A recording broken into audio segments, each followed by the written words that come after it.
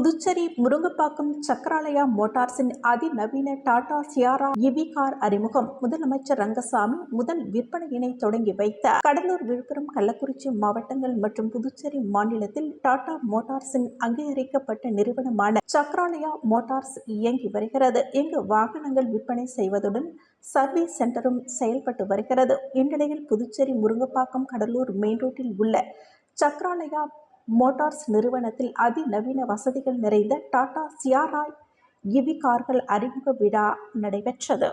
சக்கராலயா Motors நிர்வாக இயக்குனர் துரைராஜ் ஆலோசனையின் பேரில் நடைபெற்ற இந்த தொடக்க விழாவிற்கு GRK குழுமத்தின் இயக்குனர் கோமதி துரைராஜ் தலைமை தாங்கினார்.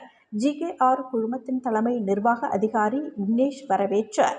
சிறப்பு விருந்தினராக புதுச்சேரி மாநில முதலமைச்சர் ரங்கசாமி கலந்து கொண்டு அதிநவீன டாடா சியாரா இவி கார்களை அறிமுகம் செய்து வைத்து முதல் விற்பனையினை தொடங்கி வைத்தார். இந்நிகழ்ச்சியில் பாகூர் தொகுதி சட்டமன்ற உறுப்பினர் செந்தில்குமார் மற்றும் இந்தியன் வங்கி, பாரத் ஸ்டேட் வங்கி அதிகாரிகள், தொழிலதிபர்கள், வாடிக்கையாளர்கள் பலரும் கலந்து கொண்டனர். டாடா நிறுவனத்தின் மிகச்சிறந்த கார்களில் ஒன்றான சியாரா 1991 1991 அறிமுகமானது. 35 ஆண்டுகளுக்கு பிறகு தற்போது டாடா சியாராவின் எலக்ட்ரிக் கார் அறிமுகம் செய்து வைக்கப்பட்டுள்ளது.